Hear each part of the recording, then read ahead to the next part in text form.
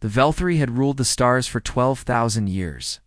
In all that time, no species had ever challenged them and lived to tell the story.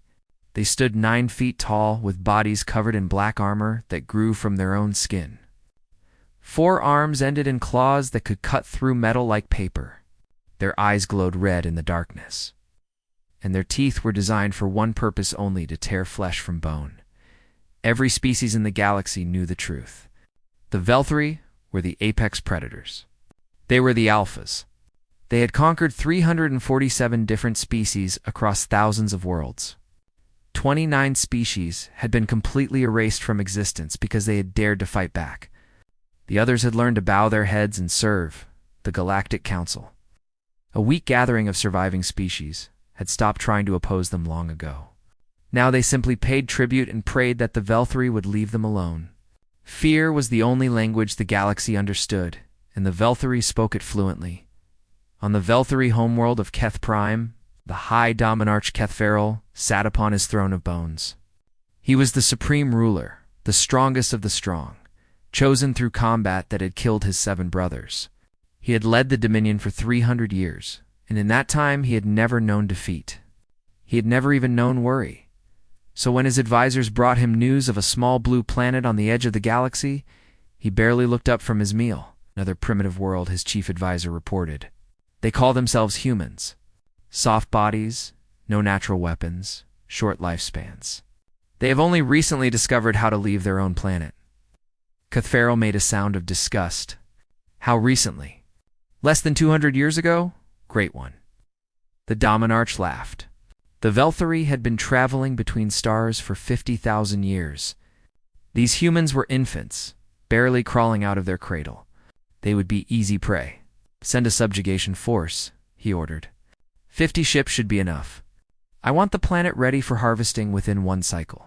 His advisor bowed low. It will be done, Great One. Though I must note these humans have spread to several other bodies in their system. They have colonies on their moon and on a red planet nearby. Then burn those too, Kethferal said with a wave of his claw. I want nothing left but slaves and resources. The advisor hesitated. There is one more thing, Great One. Our scouts report that the humans have been receiving our conquest signals for some time. They know we exist. Kethferal finally looked up. His red eyes narrowed. And yet they have not fled? They have not tried to hide? No, Great One. They appear to be, continuing their normal activities. For a moment, something flickered in the Dominarch's mind. A question. A small seed of doubt, but he crushed it immediately. What could soft, weak creatures possibly do against the might of the Velthri? They were probably too stupid to understand the danger. Send the fleet, he commanded. Let us teach these humans their place in the universe. The subjugation fleet departed 3 days later. 50 warships, each one capable of reducing a city to ashes in minutes. Commander Vex Morale led the force. He was a veteran of 40 conquests, and he expected this one to be the easiest of his career. The journey took several weeks. As the fleet approached the Sol system, Vex Morale studied the intelligence reports on humanity. He learned about their history, their endless wars against each other, their destruction of their own environment, their short and violent existence. He learned about their biology, their need for constant food and water, their vulnerability to temperature changes, their laughably slow healing. They are barely more than animals, he told his officers. This will not even qualify as a hunt. When the fleet entered the Sol system, they followed standard protocol. They positioned themselves around Earth's moon and broadcast the ultimatum that had broken 1,000 worlds before. People of Earth, the message said in every human language, you are now subjects of the Velthri Dominion. You will surrender immediately. You will offer your strongest members for service and your weakest for processing. Resist, and we will demonstrate our power by destroying one of your population centers. You have 1 planetary rotation to comply. Then they waited for the response that always came. The begging, the crying, the desperate offers of cooperation. Sometimes there was defiance at first, but it never lasted long. 1 demonstration was usually enough, but the response that came was something Vex Morale had never experienced in his long career. Silence complete. In total silence. Every human transmission stopped at once. Television signals went dark. Radio waves ceased. Satellite communications ended. It was as if the entire planet had suddenly died. Dex Morale checked his equipment 3 times. Everything was working correctly. The humans simply were not responding. Perhaps they are preparing their surrender, one of his officers suggested. Perhaps Dex Morale agreed, but he felt uneasy. In 40 conquests, he had never seen anything like this. Hours passed, then a full day. Still nothing. Dex Morale ordered his ships to scan the planet's surface. What they found made no sense. The cities were still there, intact and undamaged. But they were empty, completely empty. 8 billion humans had somehow vanished. That is impossible, Dex Morale growled. Where did they go? His sensors showed the answer, but he did not want to believe it. The humans had scattered into every corner of their world. They had gone underground, into caves and tunnels and bunkers. They had gone underwater, into submarines and deep-sea habitats. They had gone into the forests and mountains and deserts. In just 72 hours, they had executed a global evacuation with perfect coordination. No species had ever done this before. Conquered peoples always clustered in their cities, frozen by fear, hoping that cooperation would save them. They did not run. They did not hide. They certainly did not do so with military precision. And then, finally, a transmission came from Earth. Just one. It repeated on every frequency, in every language. We know what you are. We have been preparing. Welcome to our world. Dex Morale stared at the message for a long time. Something cold began to form in his stomach, a feeling he had not experienced since. He was a young warrior facing his first kill. It was fear. He pushed it away angrily. These were just soft, weak humans. They had no claws, no armor, no natural weapons. What could they possibly have prepared that would threaten the Velthari? He gave the order to begin landing troops. They would search the planet, find the hidden humans, and drag them out, one by one. It would take longer than expected, but the result would be the same. The first Velthari soldiers landed in what humans called the Amazon rainforest. 300 warriors in full combat armor, each one capable of killing a dozen. Humans with their bare claws. They marched into the jungle with confidence. 3 days later, when the rescue team finally found them, they discovered something that would haunt the Velthari forever. 287 warriors were dead. Not killed and battle-hunted, picked off one by one. Trapped, poisoned, ambushed, and eliminated with cold efficiency. The 13 survivors were found huddled together. Their weapons gone, their armor cracked. Their eyes wide with terror. They never stopped. One of them whispered, "We ran, but they never stopped following. They do not sleep. They do not tire. They just keep coming." High above, Commander Dex Morale received the report and felt that cold fear return. This time, he could not push it away. Something was very wrong on this small blue world. And for the first time in 12,000 years, the hunters had become the hunted. Commander Dex Morale stood on the bridge of his flagship and stared at the reports coming in from Earth's surface. In 2 weeks, he had lost 600 warriors. 600 of the galaxy's most feared soldiers, killed by creatures that had no claws, no armor, and no natural weapons. The pattern was always the same. A patrol would enter an area. Communications would go silent. When search parties arrived, they would find bodies. Sometimes the Velthari had been killed by trap spits, filled with sharpened stakes, snares that broke their legs, explosives hidden in the ground. Sometimes they had been poisoned by darts that came from nowhere. Sometimes they had simply been shot from distances, so far that no one ever saw the attacker. But the worst deaths were the ones where warriors had been chased. The survivors told stories that spread fear through the entire fleet. Stories of humans who followed Velthari patrols for days without rest. Stories of soft, weak creatures who ran and ran and ran until the mighty warriors collapsed from exhaustion. And then, when the Velthari could no longer fight, the humans would appear from the trees and finish them. "This is not possible," Morale said to his officers. "Our warriors are the strongest in the galaxy. How can these primitives defeat them?" No one had an answer. The commander did not understand what he was facing. The Velthari were designed for short, explosive combat. They could run faster than any human for a short distance. They could fight with devastating power for brief periods. But they needed rest. They needed to recover. Humans were different.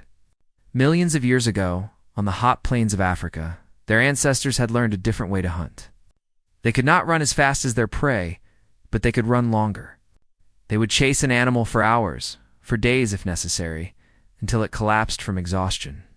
Then they would kill it. Scientists called this persistence predation. The Velthari had never faced anything like it. Their previous conquests had been against species that either stood and fought or ran away. No one had ever just kept coming. What the heck? Merrill also did not understand was that humanity had been preparing for this moment for 80 years, when human astronomers had first detected the Velthari conquest signals from a nearby star system. They had watched in horror as an entire civilization was destroyed. They had intercepted the communications, studied the invaders, and realized the terrible truth someday: the Velthari would come for Earth. The world's leaders had gathered in secret. Old enemies had set aside their conflicts.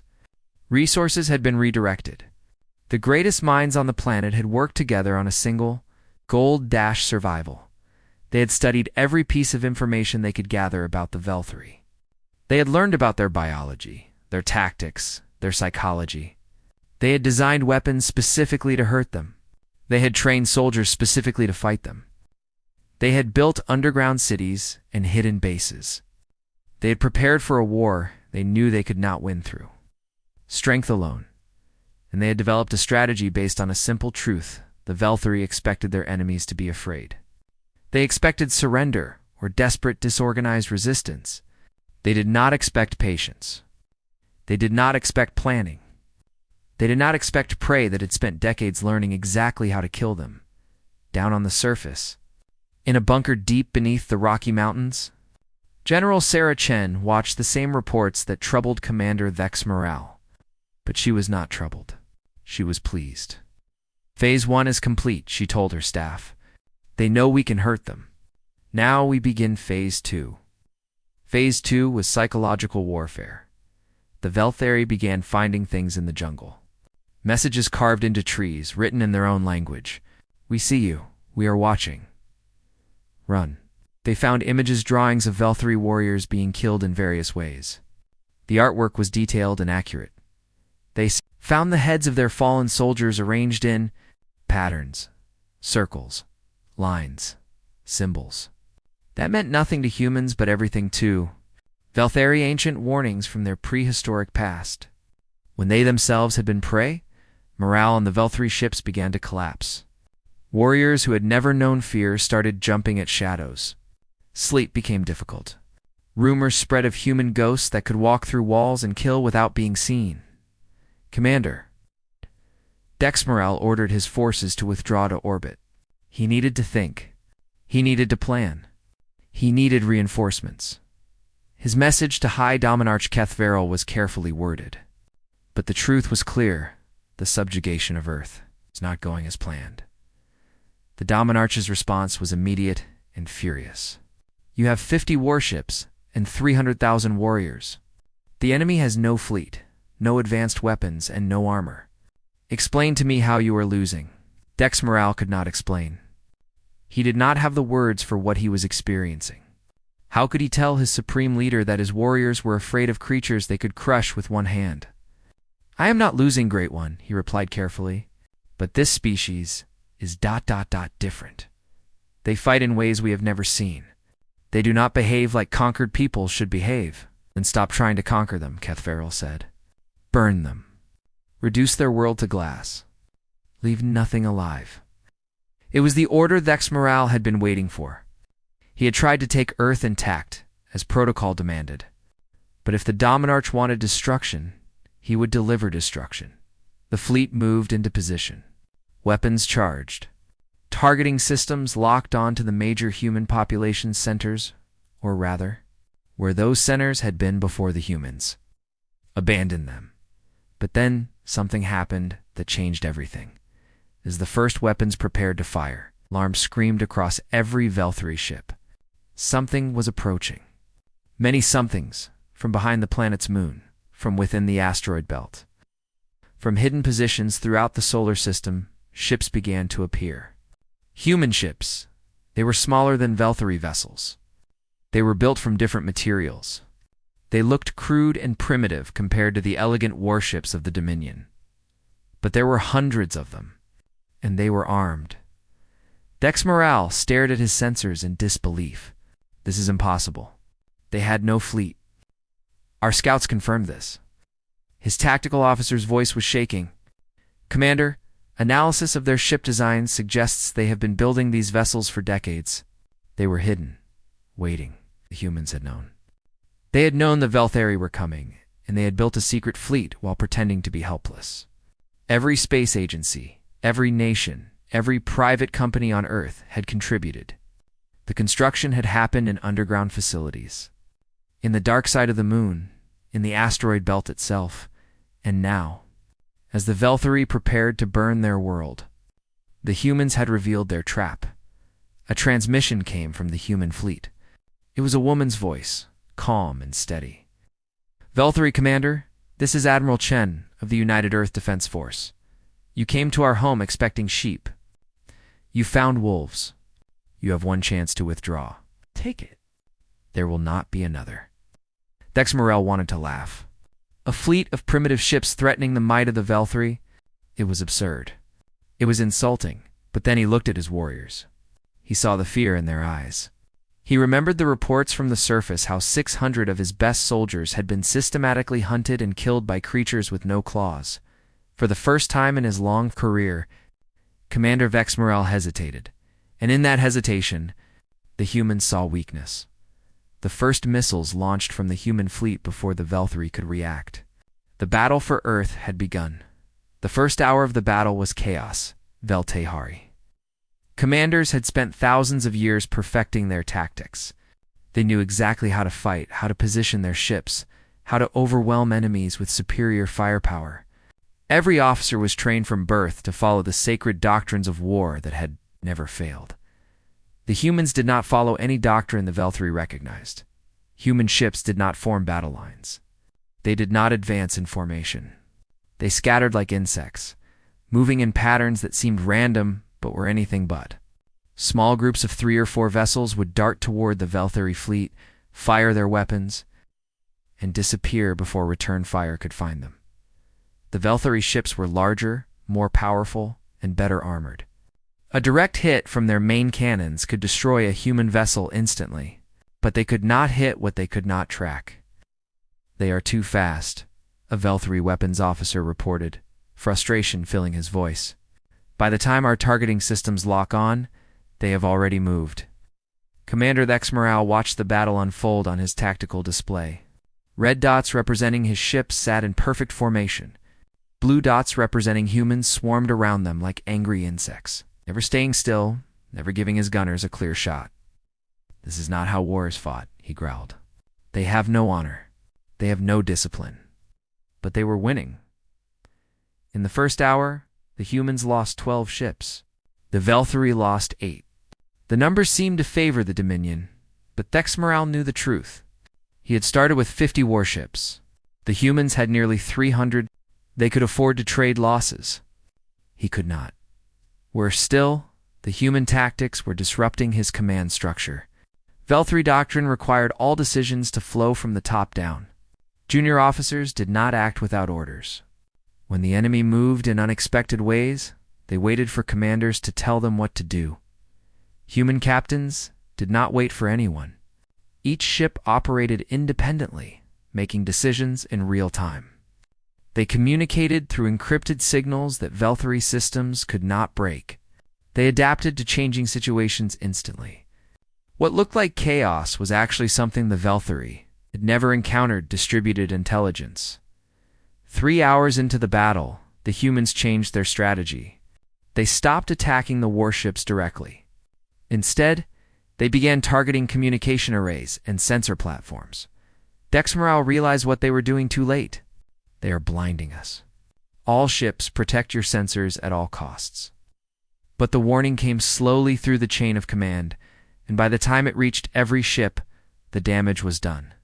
Half the fleet was operating with degraded sensors. Ships that had been operating in perfect coordination were now isolated. Unable to see the full battlefield, then the humans struck at the heart of the fleet. A group of 20 human vessels made a direct attack on the Exmoral's flagship. It was suicide. They could not possibly penetrate the flagship's defenses. But that was not their goal. While every nearby Velthari ship turned to defend their commander, the human main force attacked from the opposite direction.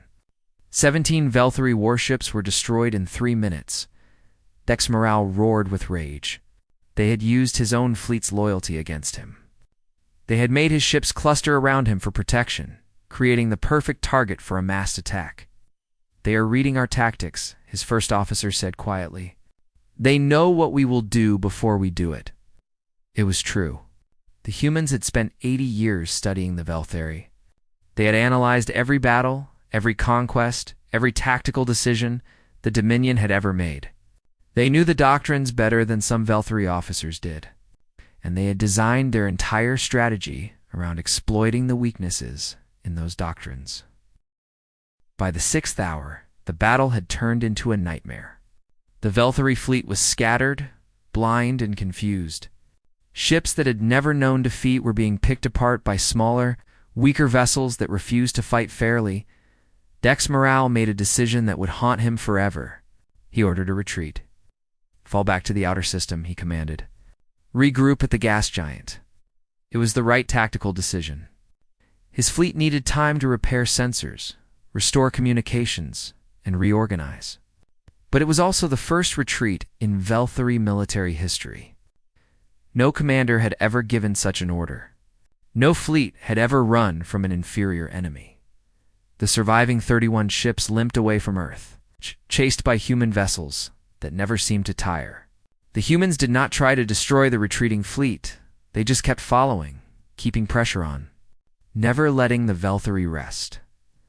When the fleet finally reached the relative safety of the gas giant's moons, Dexmoral counted his losses. 19 ships destroyed, 8 more badly damaged, thousands of warriors dead.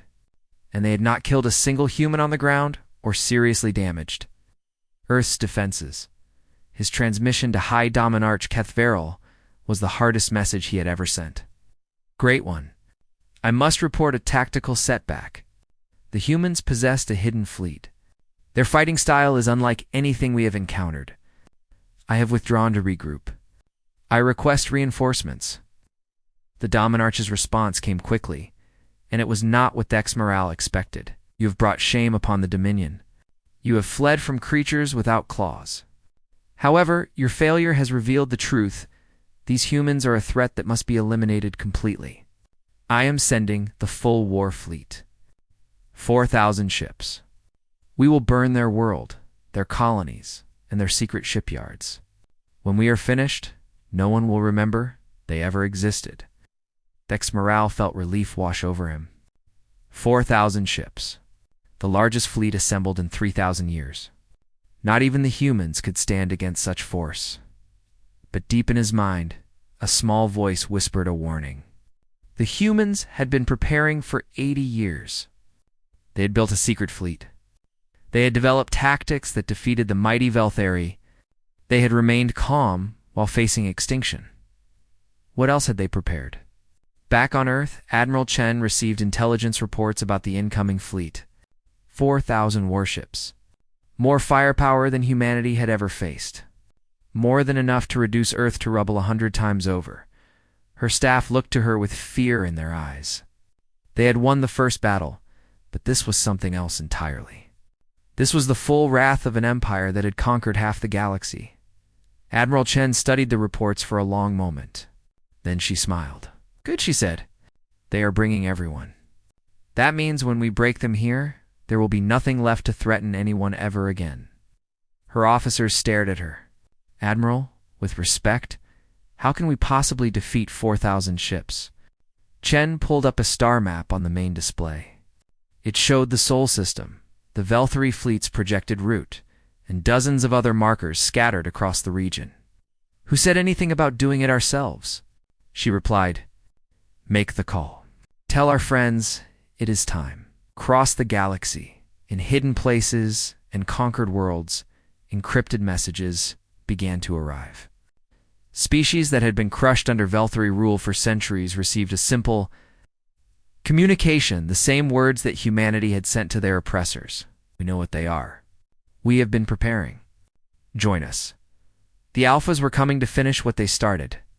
They did not know that they were walking into a trap that had been set not just by humanity, but by every species that had ever suffered under their rule. The final battle for the galaxy is about to begin. The Velthary war fleet was the largest armada ever assembled. 4,000 warships stretched across space in a formation that had crushed 100 civilizations. At its center flew the Dominion's pride, the personal flagship of High Dominarch Kethveril himself. For the first time in 3 centuries, the supreme ruler had left his throne to lead a conquest personally. The failure of Commander Thesmeril had shamed the entire Dominion. Kethveril would not trust this mission to anyone else. He would personally oversee the extinction of humanity. As the fleet approached the Sol system, Kethveril addressed his warriors through a galaxy-wide broadcast. "Today we remind the universe why they fear us. Today we erase a species that dared to defy the natural order. When we are finished, the name human will be forgotten. Their world will be dust. Their memory will be nothing. This is the fate of all who challenge the Alphas." Across the Dominion's conquered territories, billions of enslaved beings watched the broadcast.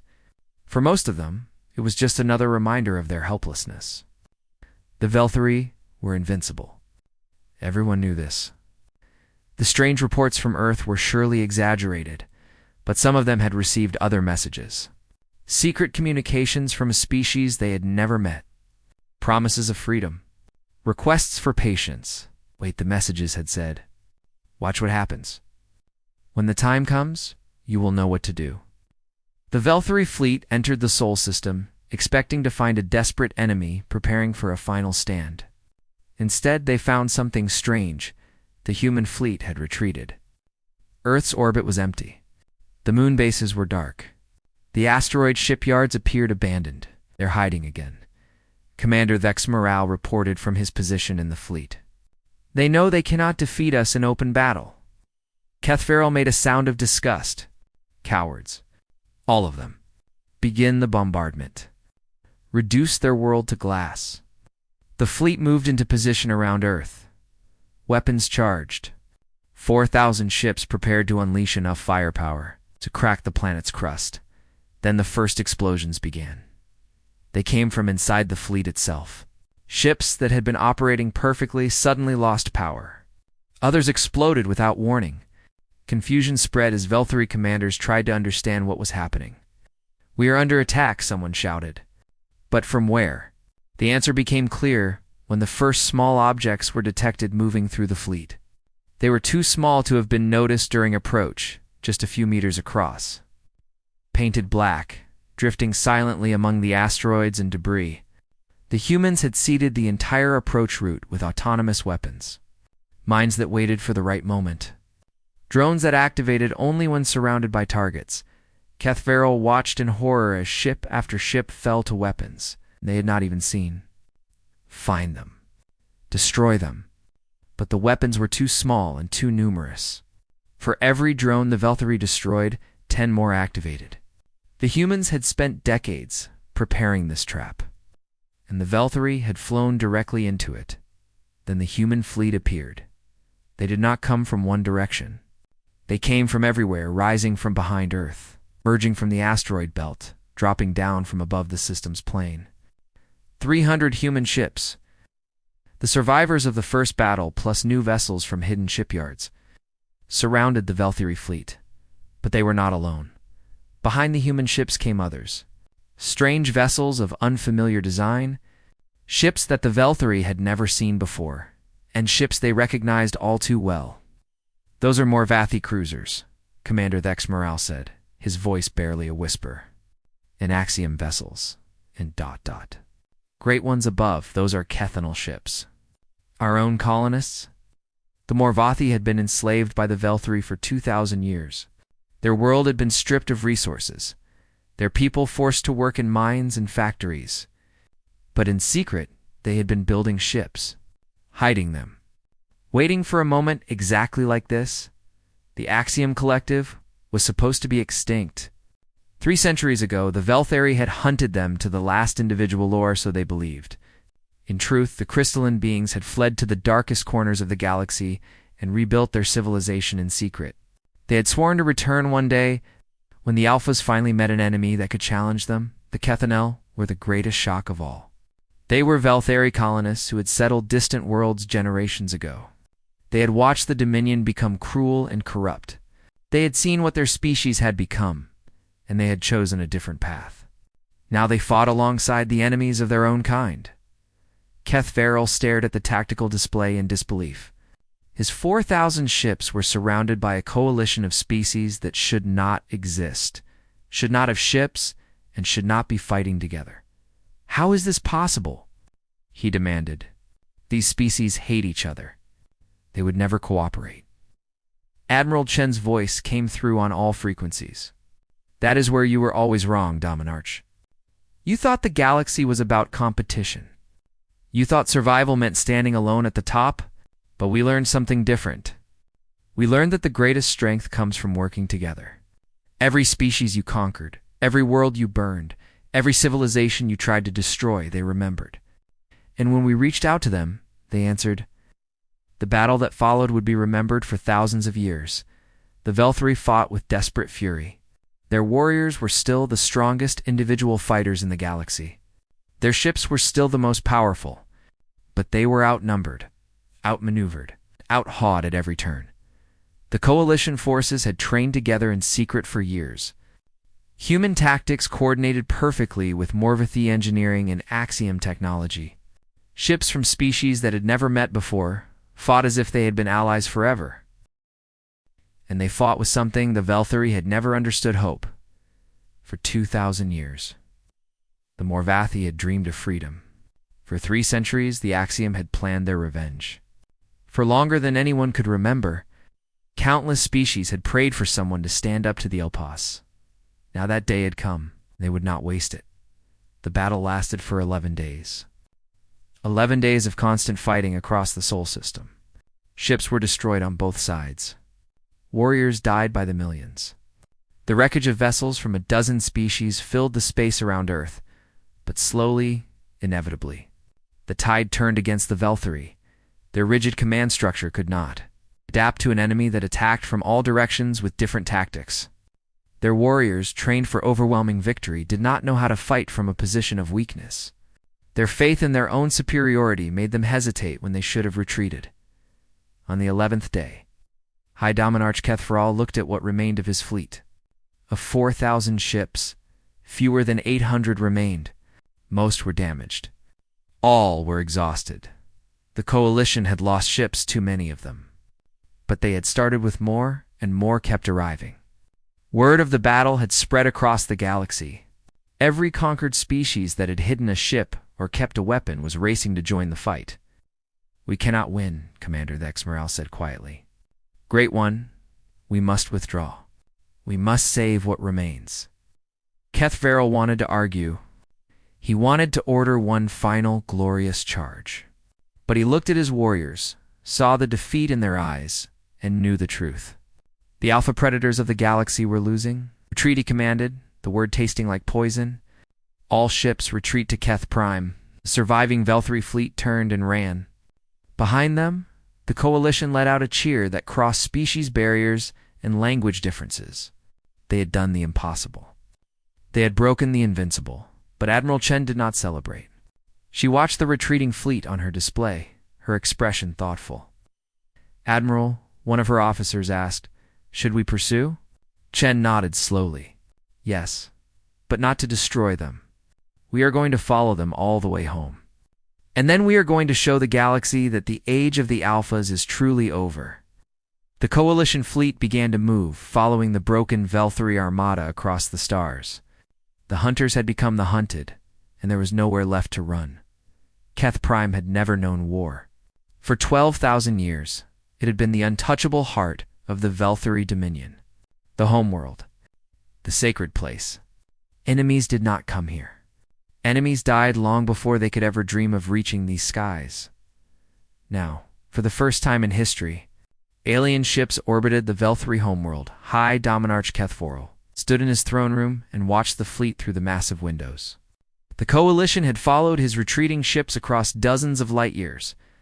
They had gathered strength along the way as more and more species joined their cause. By the time they reached Keth Prime, the fleet numbered over 6,000 vessels. The Velthari had nothing left to stop them. The 800 ships that had escaped the Sol system were damaged and low on supplies. The home defense fleet, never needed before, was small and unprepared. For the first time in his 300-year life, Kethvoril faced a situation he could not fight his way out of. Great One, his chief advisor said carefully, the enemy is hailing us. They wish to negotiate. Negotiate. Kethvoril's voice was filled with disgust. The Velthari do not negotiate. We dictate terms. With respect, Great One, we are not in a position to dictate anything. The Dominarch wanted to strike his advisor for such words, but he knew they were true. He had led his people to the edge of extinction. And now he had no choice but to hear what the enemy wanted. The transmission came through on all channels. It was Admiral Chen again, a human woman who had commanded the defense of Earth. Her face appeared on every screen on the planet. People of Keth Prime, she began, her voice calm and steady. I am not speaking to your Dominarch. I am speaking to you, the common people, the workers, the families. Kethvoril growled. Cut the transmission. His technicians tried, but somehow the signal continued. The humans had found a way to broadcast directly to every receiver on the planet. For 12,000 years, your leaders have told you that conquest is the natural order, that the strong must rule the weak, that compassion is a disease. But look at what that philosophy has brought you. Your fleet is destroyed. Your colonies are in rebellion. Your Dominarch led 4,000 ships against us, and fewer than 800 returned. Across Keth Prime, billions of Velthari watched and listened. Many of them had never questioned the Dominion's teachings. But now, seeing alien ships in their sky for the first time, doubt began to creep into their minds.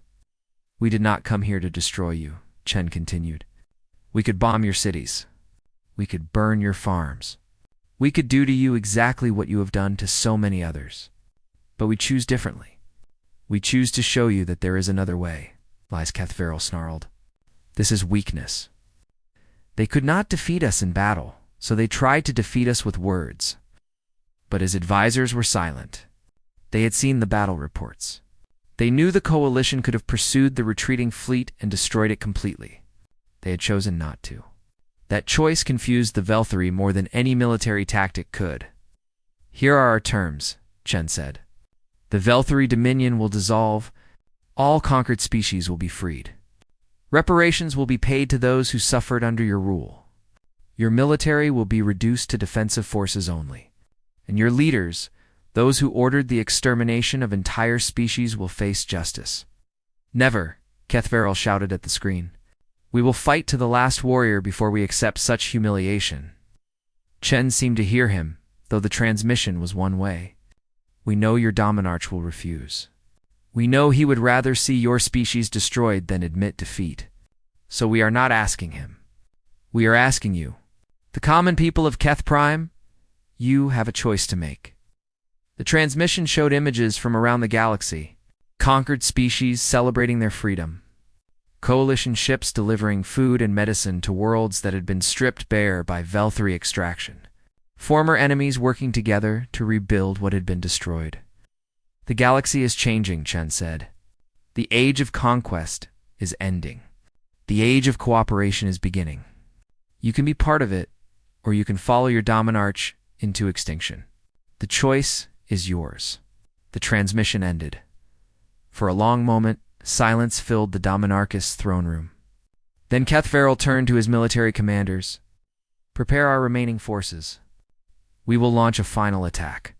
We will die as warriors, not as slaves. The commanders exchanged glances. Finally, The oldest among them spoke. Great One, the warriors will not fight. Kethveril stared at him. What did you say? The warriors have seen the enemy fleet. They have spoken with the survivors of the Soul campaign. They know we cannot win. And the old commander hesitated. They do not wish to die for a cause that is already lost. This is treason, Kethveril roared. I am the Dominarch. I am the strongest. You will obey me, or I will kill you myself. He lunged at the old commander, claws extended. But before he could strike, other warriors moved to block him. His own guards. His own people. They formed a wall between him and the commander, their faces filled with something he had never seen before. Defordience. The humans were right, one of the guards said quietly. Strength alone is not enough. You led us to ruin, Great One. Your time is over. What happened next would be debated by historians for centuries. Some said Kethveril fought until he was overwhelmed. Others said he surrendered when he saw his own people turn against him. The truth was lost in the chaos of those final hours. When the coalition forces finally landed on Keth Prime, they found a world in the middle of a revolution. The old order was collapsing. Velthari, who had grown up believing in conquest, were questioning everything they had been taught. And at the center of it all, in chains and guarded by his own former warriors, was High Dominarch Kethveril. Admiral Chen met him one final time. You destroyed everything, Kethveril said, hatred burning in his red eyes. 12,000 years of glory, the greatest civilization in the galaxy, gone because of you. Chen shook her head. We did not destroy you. We just showed the galaxy that you could be beaten. Your own people made the choice to change. That is the difference between us. You ruled through fear. We inspired through hope. Fear can control people for a time, but hope can change them forever. The trials that followed were broadcast across the galaxy. Kethveril and the other architects of Velthari conquest faced justice for their crimes. Some were imprisoned. Others were executed. The Dominion was dissolved, and the Velthari homeworld became just another member of a new galactic coalition. The transition was not easy. 12,000 years of conquest had left deep wounds. Some species wanted revenge. Others wanted the Velthari exterminated, just as the Velthari had exterminated so many others. But humanity argued for a different path. They had not fought to become the new tyrants of the galaxy. They had fought to end tyranny altogether. If we destroy them for what they did, Admiral Chen told the First Coalition Council, we become exactly what they were. The cycle continues. Instead, let us build something new. Something based on cooperation instead of conquest. Something where every species has a voice, and no one rules through fear. It took decades. There were setbacks and conflicts and moments when the whole project seemed ready to fall apart. But slowly, a new order emerged. A galaxy where different species worked together instead of fighting. Where resources were shared instead of stolen. Where the strong protected the weak instead of preying upon them. And at the center of it all, coordinating and mediating and always pushing for cooperation, were the humans. The soft, weak creatures without claws or armor. The species that had been dismissed as primitives not worth conquering. A century later, a young Velthari historian wrote about what had happened. Her people had changed greatly since the fall of the Dominion. They had learned humility. They had learned that there were other forms of strength besides physical power. Our ancestors called themselves alphas, she wrote. They believed they were the top of the natural order, but they failed to understand that nature does not reward cruelty. It rewards adaptation. It rewards cooperation. It rewards survival. The humans survived not because they were the strongest, but because they understood something we did not. True strength is not about standing alone at the top. It is about building something together that none could build alone. The Velthari ruled through fear for 12,000 years. In the end, it took just one species, one small, fragile, stubborn species, to show the galaxy another way. They did not erase us from existence, though they could have. Instead, they gave us the chance to become something better. That, more than any battle or any fleet, is why humanity won. They were never the alphas. They were something the galaxy had never seen before. They were the ones who showed us how to be free. The young historian finished her work and looked out her window at the night sky. Somewhere out there, humans were still exploring, still building, still reaching out to new species with the same message they had always carried. You are not alone. You do not have to be afraid. Together, we can build something wonderful. It was a simple message, but it had changed the galaxy forever.